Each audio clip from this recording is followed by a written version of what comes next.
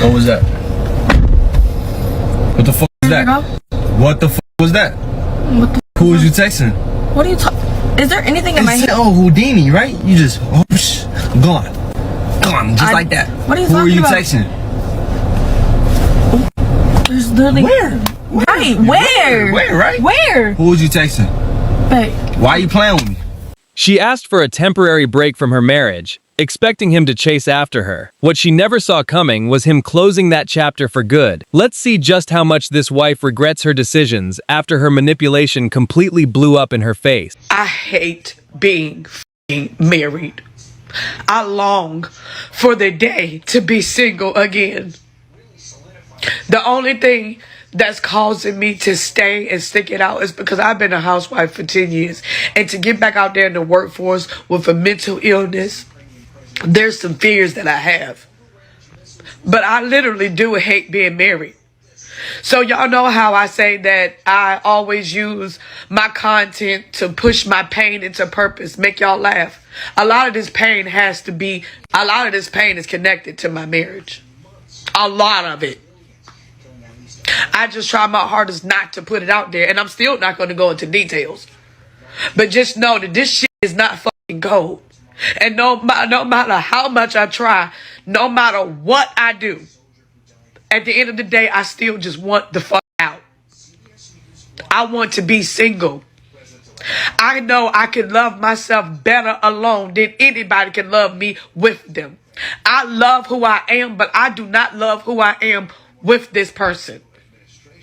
I hate being fucking married. And on my life, once this shit is over, I would never fucking get married again. Marriage doesn't change who you are. It reveals who you've always been. If you feel trapped, maybe the problem isn't the marriage itself, but the lack of maturity needed to grow inside one. Don't blame commitment when character is the real issue. Can we talk? About what? I'm in the middle of doing something. Yeah, about this. Hey, babe. I don't gotta wait for you. I have a husband. Whoa. What's that? What's that? I cannot stand him. I don't want to listen to that. Turn it off. Minutes with him. Don't want to listen to it. You sent it to me. With you. No, I didn't.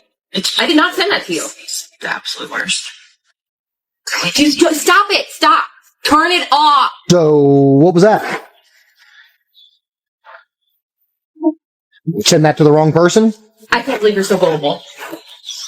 Gullible? Yes, obviously it's a f***ing TikTok trend, dude.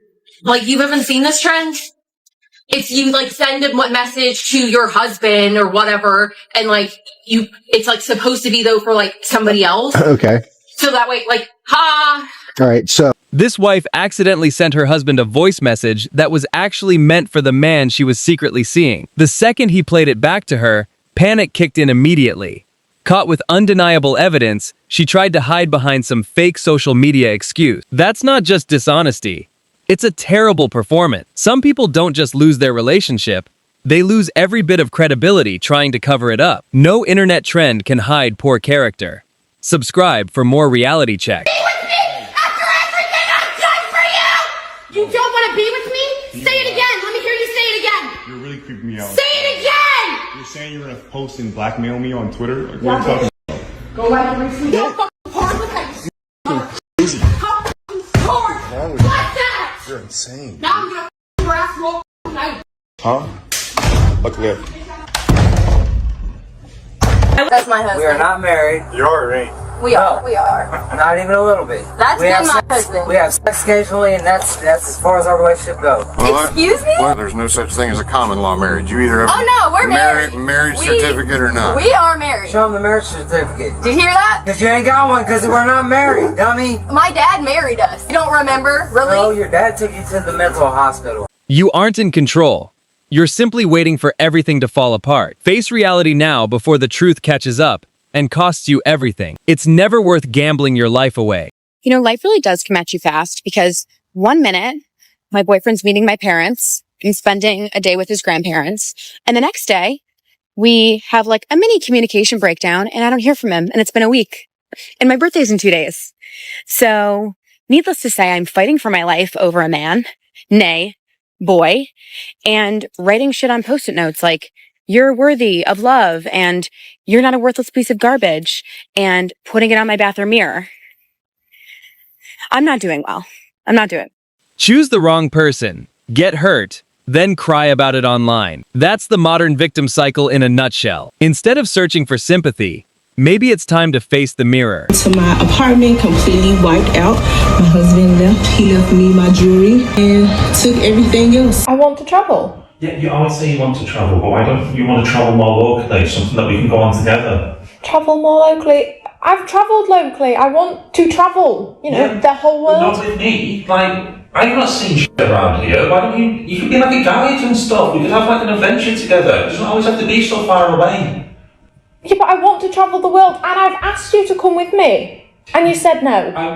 Because I don't have the money to go to places like Peru, okay? I'm sorry I don't earn that much, alright? If we go for long, you get a job, you work there, you become, you know, one of the people. Oh, great, so I'm travelling to work.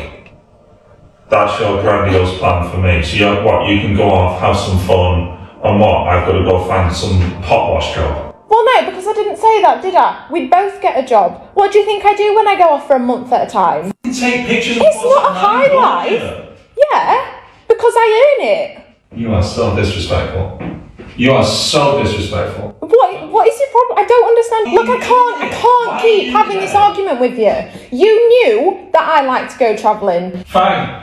Go travelling, go find some guy whilst you're out there. I don't give a shit anymore. Expecting your husband to work himself into the ground just so you can enjoy expensive vacations isn't partnership. It's selfishness. Healthy relationships are built together, not on one person sacrificing everything. If he's breaking himself just to fund your lifestyle, he's not being treated like a husband. He's being used. Protect both your peace and your finances. Know why his non-payment of child support is? Why he's had a job the whole time working for Larson's Construction, making $26 an hour underneath the table for months now. This is your time to ask him questions. Okay, Derek, seeing you had money to buy alcohol, why were you not paying your child support? Because you had contacted FOC before I had a chance to be placed on payroll, so I was terminated. That's not my fault. You know you're supposed to pay child support. Pay your shit. Be a man. Money disputes between parents are almost never as simple as they appear. There's almost always more happening behind the scenes than what we get to see. If she says we should take a break, this is what she really means. I want to break up with you and explore other options. If I can't find anything better, I'll be back. If she says she wants a break, I want you to say this. I respect your decision, but understand I won't be here waiting if you decide to come back. A break usually means you're being placed on the sidelines while someone else is being explored. A man with self-respect should never accept being someone's backup plan. If she asks for space, give her all the space she wants, permanently. Keep your dignity and move on. To see if maybe we could close the door on the whole divorce attorney type stuff. You know, I'm getting real sick and tired of you calling and coming over 24/7. Okay, well that's rude. That's not how I was expecting you to answer the phone at all. You want me to be cordial? This isn't a cordial period of our life. I mean, hope you know I that. was hoping we could have a cordial conversation. Are you willing to listen or no? Fine. God forbid. I mean, Okay. I should let all this go through the attorney, but what do you want? Well, I'm hoping that we can lose the attorneys. I was calling to let you know that I'm in line to pick up Micah from school, and I will drop him off after. But before you got in the car, I wanted to see if maybe we could close the door on the whole divorce attorney type stuff. No. Why would we do that?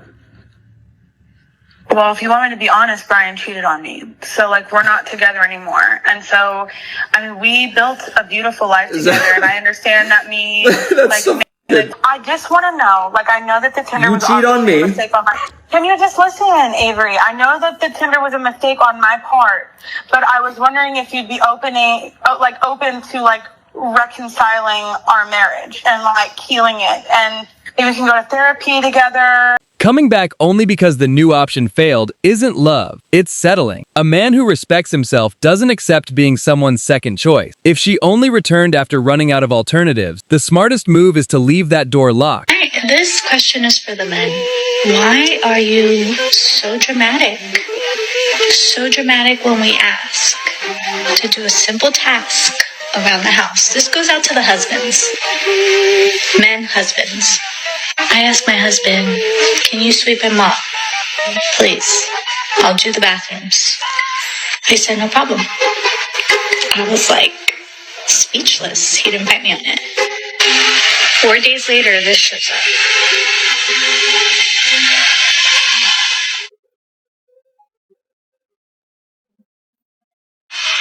This is just like a man, and I don't mean that in any sort of negative tone. I mean that in a very good tone. Because men are logical thinkers, and they're really good at coming up with good solutions. So honestly, I don't see any drama going on here. I just see a whole lot of logical thinking from a very smart man that likes to work smarter, not harder. It's unbelievable. She creates the chaos, he fixes it, and somehow she still believes she's owed even more. Do you think the husband handled the situation the right way? Let me know in the comments. And babe, can you get extra water for the trip? Yeah, I got you. Where's my music now playing?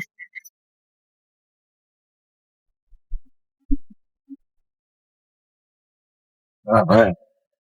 All right, we got water. We're gassed up. Let's do this. You can just take me home. I'm not going on this trip. What happened now? You were just a waste of time. You're just like the rest of them. You're literally worthless. I told you I've been lied to. You acted like you're gonna be different. You got caught. That's why you're quiet. Cause you got caught. Who is Morgan? Cause you got a girl's name in your Bluetooth. So obviously Morgan was in this car. Go ahead, talk. I'm really curious how you're gonna explain this one. This is a rental car. So I'm assuming Morgan is the last person who drove it. Do you want a massage? Some people jump to conclusions faster than that car accelerated. At least the apology afterward was awkward enough to make the point. The 1950s housewife, like June Cleaver, a lot of people think is like traditional values. That was not tradition. That was an organized PR campaign to get women to stay in the kitchen. When men came back from World War II, women were forced to leave the workforce. Ad agencies and pop culture really glamorized the housewife. Like, domesticity is so cute. And women were continually sold more products and lifestyles that really emphasized their place. And then the post-war economy really boomed, and so did the suburbs. Middle-class families started to move into single-family homes, and men became the breadwinners. Then pop psychologists started to talk about, oh, women are the caretakers and the nurturers, and it's tied to our biology. So either she's going to be really good at taking care of the home and your children, or it is her personal failing. And then even educational institutions started to promote degrees in homemaking, if women got higher degrees at all. And this is all to prepare women for marriage instead of the workforce. You can even see that publications like women's magazines went from writing about adventure stories to romance tales where women just find their knight in shining armor. So we're supposed to go back to traditional values. This was never a tradition in the first place. Reducing the traditional family model of the 1950s to nothing more than propaganda ignores history completely. That period focused on rebuilding stability after years of worldwide conflict. It wasn't about excluding anyone. It was about creating strong households where both roles contributed. History shouldn't be rewritten to support modern narrative. What was that? What the fuck was that? What the fuck was that? Who was you texting? What are you talking? Is there anything in my head? Oh, Houdini, right? You just, gone. Gone, just like that. What are you Who talking are you about? texting? There's literally... Where? Right, where? Where, right? Where? Who was you texting? Babe. Why are you playing with me? What are you talking about? Why are you playing with me? Is there an invisible phone? Why are you playing with me? Where? Where's the phone? Who are you texting? Actually, where is my phone? What's going on? No, where is my phone for What's real? going on? The panic in her expression gave everything away. If she had nothing to hide, why was the phone suddenly off limit? A guilty conscience is impossible to disguise forever. Secrets eventually become too heavy to carry. Before you even get the line, I'm going to give you one opportunity. What did you do? I told you I went to see my aunt. Okay. That's the one reason I went over there for For Atlanta. Okay, that's it. Just for your aunt, that's it. Yeah. And you just seen some friends. And then I ended up seeing my friends. They were, And then what y'all do? We didn't do anything. We were just kicking it. Oh, okay. Well, my boy that follows you on your close friends, seems different. Okay, yeah. This seems like nothing, huh? This seems like nothing, huh? I'm in your city. Yeah, close friends, huh? So what's this? Who's friends? Lamborghini, huh? Oh, don't worry about who's friends. So you're in a Lamborghini. Your friends are just toxic. You're just trying so you're in a Lamborghini. You popping bottles in Atlanta. Problems all the time. Let me tell you. So what's this? So what's this? This ain't you? You know what? Yes. Okay. But Double R only. You ain't never been in a double R in your life. You talking about double R only. What's this about, huh? I'm pulling up in your city, Lamborghini. Even with undeniable proof sitting right in front of her, she still tried to twist the story. That's not defending yourself. That's manipulation. Anyone willing to lie while the evidence is staring them in the face has absolutely no respect for you. Stop arguing with dishonesty and simply walk away. I had to break up with my boyfriend when I fell off a slide and he went, "Oh, babe, are you okay?" Ew! I'm drunk. We're at a playground. It's 3 o'clock in the morning. I'm with all of my best friends. We're running up and down the slide. So obviously I face plant hard off of the swing. So we're dying laughing. He like breaks up the circle of us laughing and he goes, guys, let's be serious. Babe, are you okay? Are you okay? Say if you're okay. Bro. Question for everyone in the bathroom? Yes, ma'am. Should I dump him? Yes! If you're listening in, then yes! These days, people throw away relationships over almost nothing, acting as though ending things gives them power. In reality, it usually reveals an inability to build something lasting. If relationships become disposable, so does commitment. Talk about how hard it is to leave the good guy. One, when you say, I want a divorce, and he's like, no, I want to work this out. Everything's going to be fine. You know, we can get through this. And he's so encouraging and everything's just so peachy keen, right? We talk about how I'm manipulated into staying because he's a good guy. He does nothing wrong. Like, the only thing he's guilty of is being lazy and, you know, not putting in effort like we did when we were in the beginning of our relationship, like any other marriage. Crying afterward doesn't erase the choices that caused the damage. It's easy to regret things once you realize you traded something valuable for something temporary. But by then, it's already too late. If he had to block you so that he could be with his girlfriend, you are a winner. You won. Because if he had to block you so that their relationship could work, you are a menace to humanity. And I want you to know that. Because ain't no way that this person is so obsessed with you that you had to be blocked because they had no self-restraint. They had no discipline.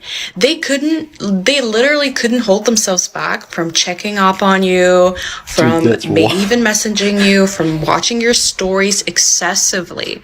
Like, they watch your stories in 10 seconds after you post them.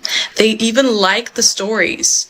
And you know that this connection, it didn't work out for whatever reason, but it was something real. And something real is always something to be reckoned with. Nobody dating after 50. Nobody prepares you for what it's like to date after 50 when you've been married for a really long time.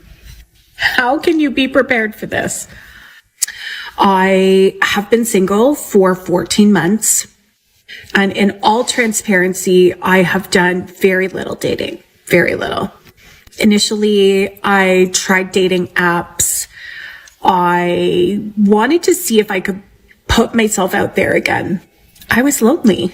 I was looking for some companionship, and I turned to the apps. Well, that's a whole other video. One thing I hear from so many people my age is the older you get, the more difficult dating becomes because the less willing you are to compromise on things. Do you guys agree? The dating world after 50 isn't the fantasy many imagine. It's often a harsh reminder that starting over isn't as easy as it sounds. Loneliness can become the price of walking away from something meaningful. Think carefully before throwing away a long-term relationship, because replacing it may be far more difficult than expected. Then I asked him if he could ever forgive me. What he said next has been burned into my brain ever since. I hear it every single day, word for word, and it plays in my mind like a broken record. I hope someone comes into your life who makes you feel loved and safe just to betray you. I hope you spend every day wondering if the people you trust are lying to you. I hope you never feel secure in love again. I hope even when things seem perfect, there's a part of you that can't shake the doubt. I hope every I love you hear makes you wonder if they really mean it. And when it all falls apart, when it breaks you, I hope you remember that this is what you gave me. Oh my God, bro. He didn't say it to be cruel. Whoa. He wasn't a cruel man. He was the kindest, most selfless person I'd ever known. That's what makes it hurt so much. He said it because it was the truth. Because that's what I did to him. He got up and left. But his words stayed. They live in my head, echoing constantly. Every night when I try to fall asleep, I hear them again. Every time I feel even a little happy, they come back to remind me that I don't deserve it. I've tried to move on, but I can't. I can't love anyone without doubting them. I can't trust anyone without waiting for the betrayal. Every relationship I've had since has fallen apart because of that fear. That voice in the back of my head telling me it's all going to happen again. I know I did this to myself. I know I might even deserve this, but living with it seems unbearable sometimes. Some people only recognize a good man's value after they've pushed him away forever. If you believe self-respect should always come first, hit that subscribe button, join the Dark Talon family, leave your thoughts below, and I'll see you in the next video.